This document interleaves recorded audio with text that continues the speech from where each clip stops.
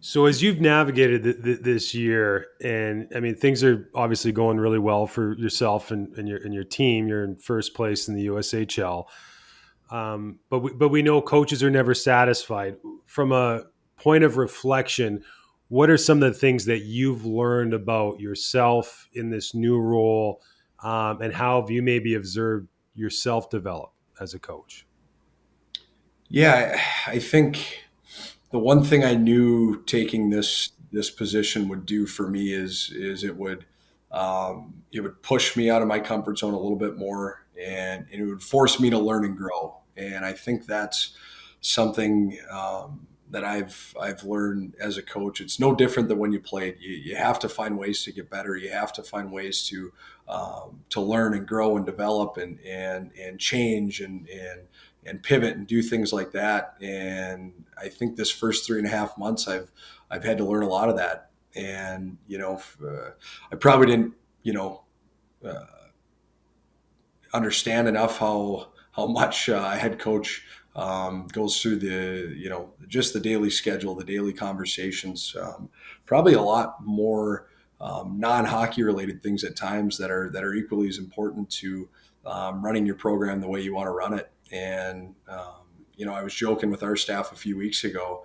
As a head coach, you do have to have some honest and sometimes more difficult conversations. And as an assistant, you can just kind of get out of the way of those, right? You can pass those on Yeah. to the boss man. And but now, you're just in a little bit different seat, and you're forced to make decisions on some different things. And but that side of it, I've enjoyed as well. And I got to be honest, I have a really, really good staff around me, and they push me too. They challenge me on things, and I think that's all part of being a healthy coaching staff and getting better together.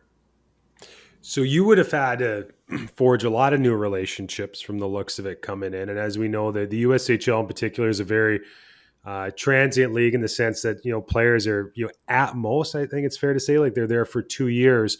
So coming in, you need a leadership, you know, team. You need some captains, some people that are gonna, sort of spread the message in the room. How did you go about? Like, were those players kind of had they already figured out those rules, or were you coming in fresh where you had to kind of determine who was going to be the right fit? Yeah, and I think that's one of the big things I wanted to do this summer, Aaron, was call all the returning players, all the incoming players, and really just start to get to know them on a personal level, and for them to get to know me, and really just figure out where we were all starting together, right, and where we would start on September 1 together. And on staffs that I've been on, and something I've learned is that you always want to let your players uh, pick their leaders. And I think Yeah. as a coach, if and it's different at every level, and I understand that the NHL is different than college hockey, than junior hockey, but that's what I've learned from people that I've worked with is you want to let their peers pick their own leadership group, and if you try to get in the way of that as a coach, you run the risk of creating any separation that you don't want. So that's definitely something I wanted to do. Our players picked our captains, and I can tell you they picked the right ones. And we had a lot of guys that could have worn letters and are leaders for us. And our captain Kyle Smolin does an unbelievable job for us. Cole Knuble, Joe Plotachuk, Jake Stender, Brett Link. We have 5 guys wearing letters, which is a lot, and they're all well deserved. And I've leaned on those guys a lot. And I told those guys from day one, like, I'm coming into this with you guys, and I'm not coming into. It's not my way, and it's our way. And I wanted them to have as much ownership and some of the things we were doing and what we wanted to get out of the year is anything. So they've been outstanding that way. So you mentioned that your dad told you that teams take on the personality of their head coach. If I were to go talk to the players on your squad, what would they say their identity is as a team?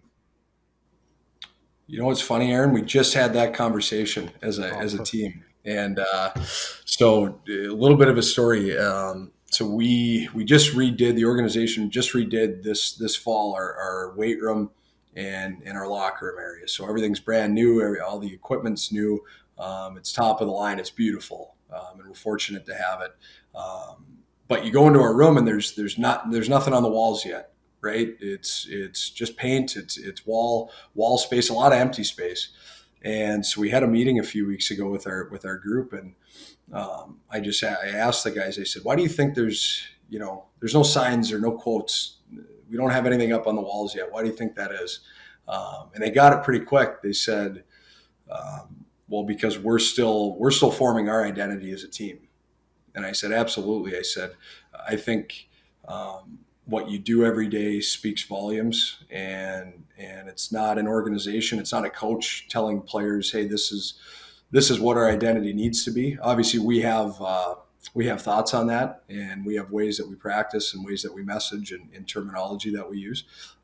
But ultimately, the players, I feel, are the ones that have to really come up with their own identity as a team and really buy into that. And I think our guys, if you went and asked them, they would say we're fast, we're competitive, we value team defense because it leads to a lot of our offense.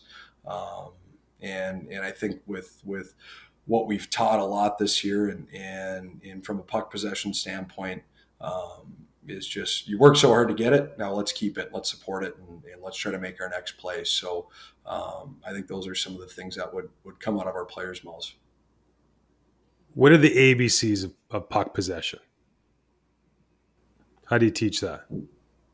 Well, I think, in my opinion, it starts when you don't have it. How do you work individually? How do you work as a 5-man unit to get it back? And then I think from there it's support and having the confidence to hold on to things and make the next play. But and I think that's one of the things we've tried to teach our guys a lot this year, Aaron, is at the junior level, everyone wants to try to make every play every time, right? And sometimes It's a great point.